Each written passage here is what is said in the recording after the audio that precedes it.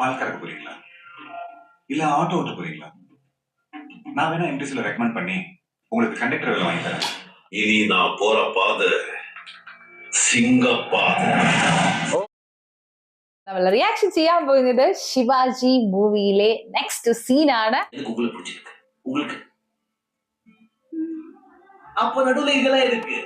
சாகர நாள் தெரிஞ்சு போச்சுன்னா வாடுற நாள் நரகம் ஆயிடும். சந்தோஷம் தான் முக்கியம். கல்யாணம் பண்ணிக்கிறதுல உங்களுக்கு சந்தோஷம் தானே? சென்னை புதுப்பேட்டை ராமலிங்கம் அவர்களின் புதல்வி தமிழ்ச்செல்விக்கும் தருமபுரி மாவட்டம் அள்ளிபுரத்தைச் சேர்ந்த ஆறுமுகம் அவர்களின் പുതൽവൻ സിവാജിക്കും കണ്ടു പോവാൻ തോന്നില്ല. അവിടെ ഒരു വല്ലാത്ത പോസിറ്റാണ് ആ പാട്ട് കഴിഞ്ഞിട്ട്. தாம்பூலமாக்கிக் கொள்ளப்படுகிறது. சட்டமன்றத்தில் நியூ வந்து நிறைவேறிவிட்ட காரணத்தால் மற்றே இறங்கிப்போயா எதிர்கட்சி தலைவரை பதவியேற்று 10 நாட்களில் பெரும்பான்மையை நிரூபிக்க அழைத்திருக்கிறார். அதை ஒட்டி இன்று எல்லா துறைகளுக்கும் புதிய மந்திரிகள் பதவியேற்கின்றனர். அப்ப 50 கோடி போயா ആദിശേഷന്റെ കയ്യിലുള്ള ഫുള്ള് കൊച്ചിനെ അനിപ്പിക്കാണല്ലോ. அந்த மரியாதையை நான் உங்களுக்கு கொடுப்பேன். நீங்க தான் கிங் மேக்கர் நிரூபிச்சிட்டீங்க. Is the king maker. நன்றிய வாயில காட்டாம செயல்ல காட்டுங்க. ஐயா ஓ நீங்க ஆதிசேஷனா நான் அல்சேஷன்ங்க. எனக்கு பூரண வாலாட்டிட்டே இருக்கு. ഓ തുടങ്ങി. 50 കോടി മാത്രമല്ലല്ലോ അതിന് മുന്നേ കൊടുത്ത പൈസ.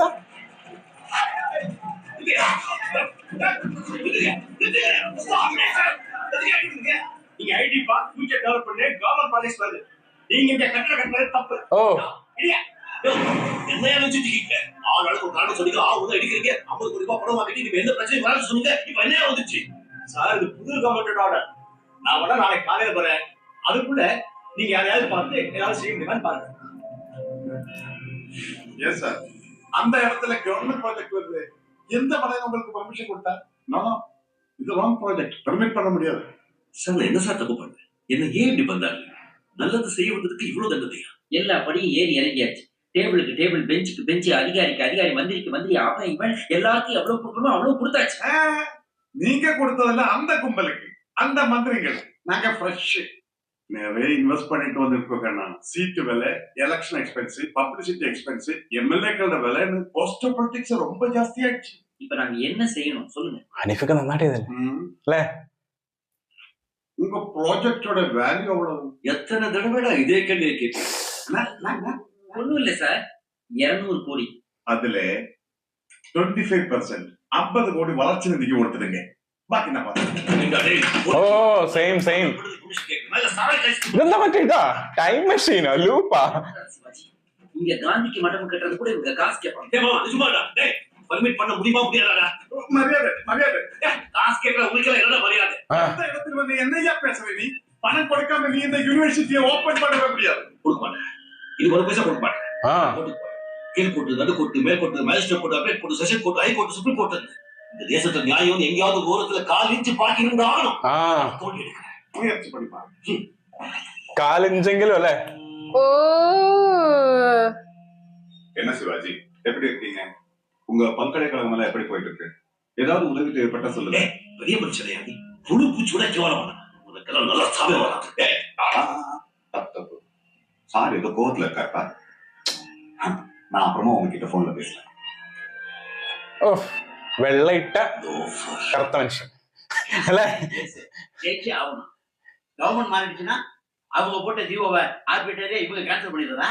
தப்பு எந்த கோர்ட்டையும் செல்லாது.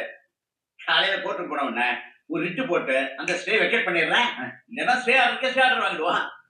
இது என்னோட 25 வருஷம் கனவு, 20 வருஷம் உழைப்பு. நான் சம்பாதிச்ச எல்லாத்தையும் இதுல போட்டுட்டேன். இருந்த வீடு, இருக்க சொத்து எல்லாத்தையும் அடகு வச்சுட்டேன். இதை நீங்க தான் எப்படியாவது காப்பாத்தி கொடுக்கணும். அவரே படாதீங்க. எல்லா பையனும் கையெழுத்து போட்டு அப்ரூவ் பண்ண பிறகு கட்டதே கட்டிருக்கீங்க. நான் பாத்துக்கலாம் சார். ஃபீஸ் எல்லாம் அப்புறம் பாத்துக்கலாம். கொஞ்சம் அட்வான்ஸ் கொடுத்து எவ்வளவு சார்? 20 lakhs. 20 லட்சமா? 200 கோடி ரூபாய் ப்ராஜெக்டை காப்பாற்ற போறோம்ல. பேங்க்ல சுத்தமா பணம் இல்ல. ஓவர் டிராஃப்ட் லிமிட்டையும் தாண்டிட்டேன். ஓ கார் அட்வான்ஸ் என் காரை வச்சுக்கங்க. என்ன சார் சங்கடமா இருக்கு. ஐயோ நீங்க ஃபீல் பண்ண வேண்டாம். நான் என்ன பிறக்கும்போது காரோடையா பிறந்தேன். சின்ன வயசுல செருப்பு இல்லாம கூட நடந்திருக்கேன். பஸ்ல போயிருக்கேன். நீங்க இந்த கேஸை ஜெயிச்சு கொடுத்துருங்க, அது போதும். இந்த ஓஃப். நீ எவ்வளவு ஆசைப்பட்டு வாங்கிருக்காரு. நான் உனக்கு வீட்டுல டிராப் பண்ணிடுறேன். வேண்டாம், போ. நான் நடக்க பழகிக்கிறேன். போலாம். ச்சே മോനെ. எவ்ரி லாஸ் எல்லாம் லாஸ். சிவாஜி ஃபவுண்டேஷன் ஆரம்பிக்கிறதுக்கு முதல்ல எல்லா அரசு துறைகள்லயும் அனுமதி மறுக்கப்பட்டது உண்மையா? 16 துறைகளை சேர்ந்த அரசு அதிகாரிகளுக்கும் 4 கோடி ரூபாய் லஞ்சம் கொடுத்தது உண்மையா? அப்ஜெக்ஷன். அனுமதி மறுக்கப்பட்டதே லஞ்சம் வாங்குறதுக்காக. குறுக்க பேசாதீங்க. உங்க தரப்பு வாதம் முடிஞ்சு போச்சு. 4 கோடி ஓ. ரூபாய் லஞ்சம் கொடுத்தது உண்மையா இல்லையா? உண்மைதான். ஆனா அமைச்சர் அன்பானந்தம் அனுமதி அளிக்க மறுத்தது உண்மையா? உண்மைதான். அவருக்கு 50 கோடி ரூபாய் லஞ்சம் கொடுத்தது ഓ. കോടതിയിൽ അങ്ങനെ പറയാൻ പാടില്ലല്ലോ പൈസ. மனுதாரரே ஒப்புக்கொண்டபடி சிவாஜி ஃபவுண்டேஷன் கட்டிடங்களுக்கு அனுமதி பெற பல்வேறு அரசு இலாக்காக்களில் குறுக்கு ബ്രൈബിന്റെ கொடுத்தும் அனுமதி வழங்க ஏற்பாடுகள் செய்திருப்பதை சர்க்கார் தரப்பில் சந்தேகமின்றி நிரூபிக்கப்பட்டுள்ளது. எனவே കേസ് മാറി. சிவாஜி பல்கலைக்கழக கட்டுமானத்தை தடை செய்தது சட்டப்படி சரி. இதுவரை கட்டப்பட்டுள்ள பகுதிகளை சில முறையில் நீக்க அரசு ஆணையிட இந்த கோர்ட் அனுமதிக்கிறது.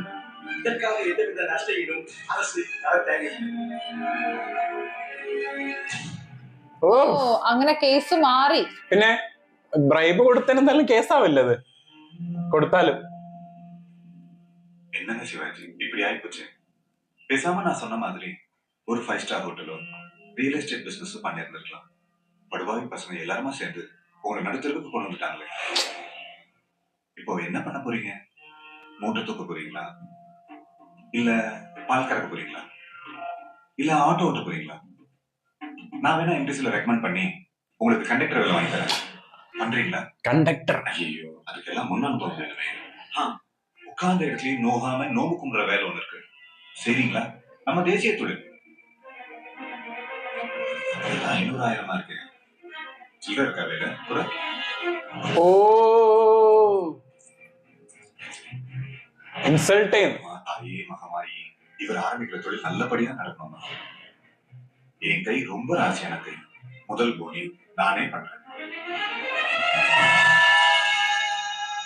ഓ. பிச்சை எடுத்து படிச்சுக்கோ. ഓ.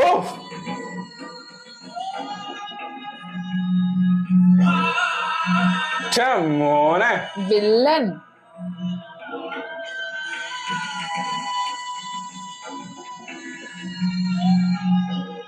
അതും അങ്ങനെ കാണിച്ചല്ലേ സീൻ.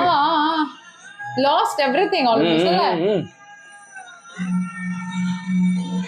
എല്ലാം ക്ലോസ്. വീടടക്കം മറ്റേതിലല്ലേ ഉള്ളത്, ലോണില് കൊടുത്തില്ലായിരുന്നു അവസാനം എല്ലാം. വീട് எக்ஸ்கியூஸ் மீ சார், இந்த வீடு மற்ற ப்ராப்பர்ட்டிஸ் இங்க இருக்கிற பொருட்கள் எல்லாத்தையும் ஒன்னா சேர்த்தா கூட நீங்க வாங்கின கடனுக்கு பத்தாது சார். வேல்யூவேஷன் முடியற வரைக்கும் இந்த வீட்டை விட்டு ஒரு ப்ராப்பர்ட்டி கூட வெளியில போக கூடாது. ഓ. சாரி. ഒന്നും എടുക്കാൻ പാടില്ല. உங்க ரோலெக்ஸ் கூட எங்க லிஸ்ட்ல இருக்கு சார்.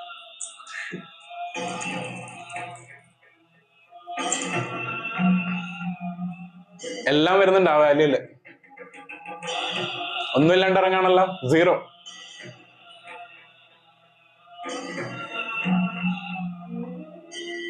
சாரிப்பா, சாரிப்பா. நான் நல்ல நிலைமை போற வரைக்கும் நீங்க போய் ஊர்ல இருங்க. எங்களுக்கு எந்த வருத்தம் இல்லைப்பா. நீ அமெரிக்காவுக்கு போறதுக்கு முன்னாடி நம்ம இந்த நிலைமையில தானே இருந்தோம். ഓ. എല്ലാം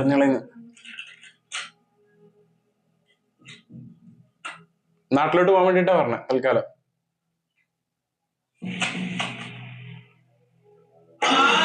ഓ. ആള് പോവാണല്ലോ എല്ലാം വിട്ട്.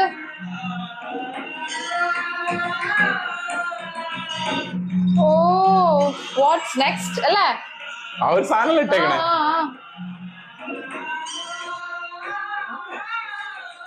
ഇവിടെ മറ്റേ ഹോറോസ്കോപ്പിന്റെ ഒരു സാധനം പറഞ്ഞില്ലായിരുന്നു? இப்போ என் நிலைமை கொஞ்சம் சரியில்லை. கல்யாணத்தை கொஞ்சம் தள்ளி வச்சுக்கலாம். அது சொல்லிட்டு போலாம் தான் வந்தேன். சரிங்க மாப்பிள்ள, நீங்க எப்ப சொல்றீங்களோ அப்ப கல்யாணத்தை வச்சுக்கோ. இல்லப்பா, இனி எப்பவும் இந்த கல்யாணம் நடக்காது. என்ன சொல்ற தனுஷுக்கு? நான் அப்பவே சொன்னேன் வேணாம். நீங்க தான் பேசி பேசி என்ன சம்மதிக்க வச்சீங்க. நிச்சயம் பண்ணதுக்கு என்னாச்சு பாருங்க. கல்யாணம் பண்ணிக்கிட்டு ஜோசியர் சொன்ன மாதிரி உங்களுக்கு ஏதாவது சொன்னாச்சுன்னா நீ இல்லாததையெல்லாம் கற்பனை பண்ணிக்க. எது கற்பனை? முடிகிற நிலைமையில இருக்கிற கட்டிடம் ஏன் இடிக்கிற நிலைமைக்கு வரணும்? கோடீஸ்வரரா இருந்த நீங்க எதுக்கு இவ்வளவு சீக்கிரம் நடு தெருவுக்கு வரணும்? It's a coincidence, David. இல்லைங்க, இந்த ஜென்மத்துல நமக்கு கல்யாணம் நடக்காது. போடுங்க, இனிமே என்ன தேடி வராதீங்க. Closed, fully lost. വീടും പോയി പെണ്ണും പോയി എല്ലാരും പോയി. ഒരുമിച്ച് എല്ലാവരും പറയില്ലേ നീ എങ്ങനെ പക്ഷെ ജയിലിലാവുന്നേ? How will be in jail?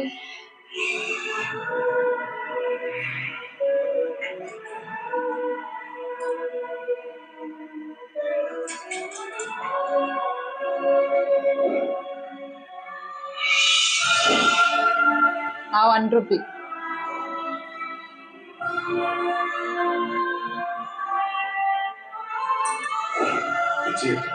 ഓ இனிமே என்ன தேடி வராதீங்க. என்னதான் 5 ஸ்டார் ஹோட்டல்ல சாப்பிட்டாலும் கையேந்தி பவன்ல கிடைக்கிற டேஸ்டே தனி.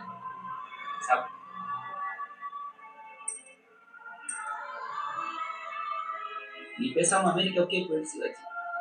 இல்ல, இதான் என் ஊரு. இதை விட்டுட்டு நான் எங்கடா போவேன்? இதுக்கு நல்லது செய்யாம விட மாட்டேன். எப்படி சிவாஜி? இந்த 1 ரூபாயை வச்சுக்கா. பூ விழுந்தா பூ பாதை, தலை விழுந்தா சிங்கப்பாதை, என் பாதைய கடவுளோ தற்செயலும் இது தீர்மானிக்கட்டும். ഓ തല വീഴുന്ന സിംഗപ്പാതൻ, ഹെഡ് വീണാല് ഹെഡ് சிங்கம். இனி நான் போற பாதை സിംഗപ്പാത. ഓ എന്തോ കാണിക്കാൻ പോകുന്നുണ്ട്.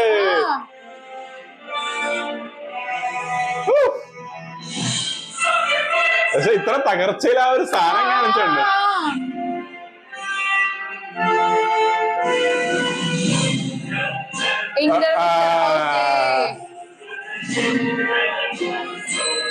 ക്യൂരിയോസിറ്റി പോയിന്റിലാ സ്റ്റോപ്പ് ചെയ്തേക്കുന്നത്. അതും പക്ഷെ 1 രൂപ വെച്ചിട്ടാ. അവിടെ തന്നെ വേറൊന്നുമില്ലല്ലോ, ഒന്നും കാണിച്ചില്ല. പ്ലെയിൻ ആയി കളഞ്ഞവിടെ.